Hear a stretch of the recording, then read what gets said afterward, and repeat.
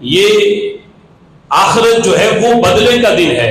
دنیا یہ عمل کی جگہ ہے کہ یہاں رب ذوالجلال نے عمل دیکھنا ہے کہ کون کس کے ساتھ کھڑا ہوتا ہے، تاکہ قیامت کے دن جس وقت فلسطین کے شہیدوں کی صفیں بن رہی ہوں اور وہ اگلی صفوں میں ہوں، ان کی حق میں آواز بلند کرنے والوں کی صفیں بھی ان کے پیچھے بن رہی ہوں گی. آج دیکھو ایک ارب سے زائد 1.60 ارب سے زائد مسلمان اور 58 اسلامی ممالک وہ صرف زبانی مذمت کر رہے ہیں. حالانکہ یہ سوچنے کی بات ہے کہ اسرائیل کوئی اتنی بڑی سپر پاور نہیں ہے.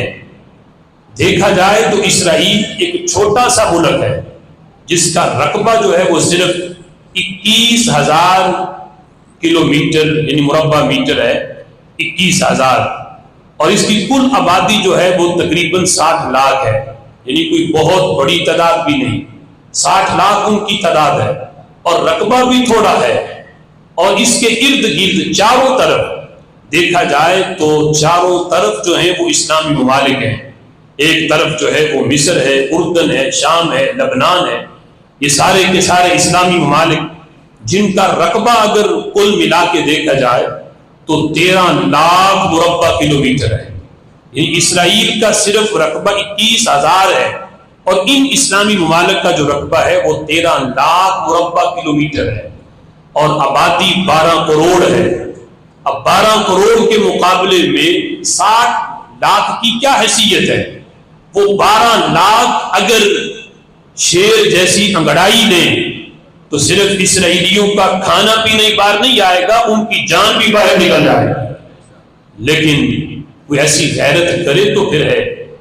لوگوں نے تو یہود کا غلامی اختیار کر لی. بڑے بڑے اسلامی ممالک کے حکمران وہ آج جو ہیں وہ یہودیوں کے سامنے لیٹ گئے اور گردنیں جھکا لی. جس میں سب سے برا کردار اس وقت جو اسلام کا مرکز تھا سعودی عرب، کہ ایسے حالات میں سب کی نظریں مرکز کی طرف تھیں کہ وہاں سے کوئی آواز بلند ہو اور وہ کوئی اپنا کردار ادا کرے. جہاں سے لا الہ الا اللہ کی سب سے پہلی صدا بلند ہوئی تھی، وہیں سے آج مسلمانوں کے قبلہ اول کی حمایت کے اندر آج کوئی اعلان ہو، یہودیوں کے خلاف کوئی اعلان جہاد کے لیے کوئی فتویٰ جاری ہو. لیکن افسوس یہ کہ وہ فلسطین کے مسلمان بھی، ان کی نظریں بھی سعودی عرب کی طرف تھیں اور پوری دنیا کے مسلمانوں کی نظریں ان کی طرف تھیں. لیکن افسوس کہ انہوں نے ان کے خلاف بات کرنے کی بجائے یہودیوں کے ساتھ دوستی کے حلف اٹھائے اور دوستی کے حلف اٹھا لیے اور ان کے ساتھ دوستی کے معاہدے کیے. اور باقاعدہ عرب کی سرزمین پہ ہی نہیں، وہ سرزمین کے جس پہ پابندی ہے کہ یہاں کوئی غیر مسلم نہیں آ سکتا، اس حرم کعبہ کے اندر، صحن کعبہ کے اندر یہودیوں کے بہت بڑے پادری کو، عالم کو وہاں بلایا گیا اور اس کا آب و بکت کی گئی اور اس کی مہمان نوازی کی گئی اور اپنے بارڈر جو ہیں وہ یہودیوں کے لیے کھولے گئے اور وہاں پہ عرب کی سرزمین پہ ڈانسز اور شرابوں کے کلب بنائے گئے. آج وہ سعودی عرب ان کاموں میں مصروف ہے. جائے کہ وہ جہاد کا اعلان کرتا اور فلسطینیوں کی حمایت میں ان کے ساتھ جا کے کھڑا ہوتا. آج وہ فلسطینیوں کے جو دشمن ہیں ان کی صفوں کے اندر سب سے اول نمبر پہ سعودی عرب نظر آ رہا ہے. فلسطین کے مسلمانوں پہ یہ ظلم و ستم یہ کوئی نیا نہیں، یہ 66 سالہ پرانی تاریخ ہے. فلسطین کو اب ان کے اوپر کوئی بم گرے تو انہیں اس بم کی اتنی تکلیف نہیں ہوتی، بچے شہید ہو جائیں اس کی اتنی تکلیف نہیں ہوتی، جنازے وہ کندھوں پہ اٹھائیں اس کی اتنی تکلیف نہیں ہوتی، جتنی تکلیف انہیں اس بات کی ہے کہ جب وہ دشمنوں کی صفوں میں اپنوں کو دیکھتے ہیں، جب وہ دشمنوں کی صفوں میں مسلمانوں کو دیکھتے ہیں، پھر ان کے حوصلے پست ہوتے ہیں کہ جس قبلہ اول کی حفاظت کے لیے ہم نے سب کچھ قربان کر دیا، آج یہ ہمارے بھائی ہماری حمایت کرنے کی بجائے چلو نہ حمایت کرتے، نہ ہماری حمایت میں بیان دیتے، کم از کم ہمارے دشمنوں کی صفوں میں تو کھڑے نہ ہوتے۔ یہ ہے ان کے لیے سب سے پریشان کن مرحلہ کہ جس وقت وہ اسلام کے مرکز کو، جو مسلمانوں کا مرکز ہے، اسلام کا مرکز ہے، اس مرکز کو جس وقت وہ یہودیوں کے ساتھ کھڑا دیکھتے ہیں تو یہ ان کے لیے سب سے پریشان کن مرحلہ ہے۔ خالق کائنات جل جلالہ تو قرآن میں فرماتا ہے یا ایھا الذین آمنوا لا تتخذوا اليہود والنصارى اولیاء بعضهم اولیاء بعض۔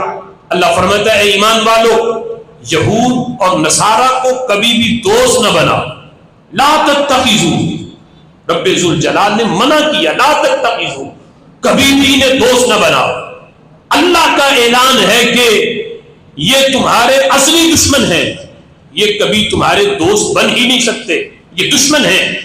آج وہ حکمران بھی دھوکے میں ہیں کہ پولیو کی ویکسین غیروں سے آئے تو وہ قبول کر لیتے ہیں۔ ان جاہل حکمرانوں نے یہ نہیں سوچا کہ کیا وہ اتنے انسانیت کے اتنے محافظ ہیں؟ اگر اتنے محافظ ہوتے تو وہ فلسطین کے بچوں پہ بمباری نہ کرتے، ان کے جسم کی بوٹیاں نہ کرتے۔ جب وہ ان کے محافظ نہیں، وہ بھی کلمہ گو ہیں، جب وہ ان کے اتنے دشمن ہیں تو وہ تمہارے بچوں کے محافظ کیسے بن گئے؟ وہ تمہارے بچوں کے ہمدرد کیسے بن گئے؟ کیوں ان کی بھیجی ہوئی وہ پولیو ویکسین اور اس طرح کی کیوں قبول کر لیتے ہو؟ یہ سازش ہے اسلام کے خلاف، اور یہ بہت بڑی سازش ہے جس کا نتیجہ عنقریب مسلمان دیکھیں گے کہ جس وقت یہودی ہر لحاظ سے دنیا پہ چھا جائیں گے، پھر پتہ چلے گا کہ انہوں نے کیا کیا سازش کر کے مسلمانوں کو خریدا اور کس کی سازش سے انہوں نے مسلمانوں کی رگوں کے اندر یہ زہر جو ہے وہ اپنا جو ہے اس کو جاری کیا ہے۔ لہٰذا جب اللہ کا یہ اعلان ہے کہ یہود و نصارہ کو دوست نہ بناؤ، یہ آپس میں ایک دوسرے کے دوست ہیں، اگرچہ عیسائیوں نے بڑے یہودی کاٹے، ایک دوسرے کے بڑے دشمن ہیں، لیکن جس وقت بات اسلام کی آتی ہے تو اسلام کے خلاف الکفر ملت واحدہ، کہ کفر جو ہے وہ اسلام کے خلاف ایک ہی ملت ہے۔ اسلام کے خلاف جب بات آئے تو پھر سارے کے سارے کافر، پھر موتی بھی ٹرمپ کو سجدہ کرنے چلا جاتا ہے، اگرچہ اس کا مسلک مذہب اور ہے، لیکن جب اسلام کے خلاف امریکہ کھڑا ہو یا اسرائیل کھڑا ہو تو پھر سارے کے سارے اکٹھے ہو جاتے ہیں، پھر کوئی بھی مسلمانوں کے ساتھ ہمدردی نہیں کرتا۔ فرمایا یہ آپس میں ایک دوسرے کے دوست ہیں۔ مسلمانوں، نہ یہودی تمہارے دوست ہو سکتے ہیں، نہ عیسائی تمہارے دوست ہو سکتے ہیں۔ اب یہ ایمان والوں کے بارے میں اللہ نے فرمایا، انہیں آرڈر دیا کہ انہیں دوست نہ بناؤ۔ اب کوئی کہے کہ یہ عربی ہے، ہو سکتا ہے سعودی عرب کو سمجھ میں نہ آئی ہو یہ بات، تو ہم کہتے ہیں چونکہ قرآن عربی میں ہے تو یہ ان کی مادری زبان ہے۔ ایسا نہیں کہ قرآن فارسی میں ہو، عرب والوں کو سمجھ نہ آیا ہو۔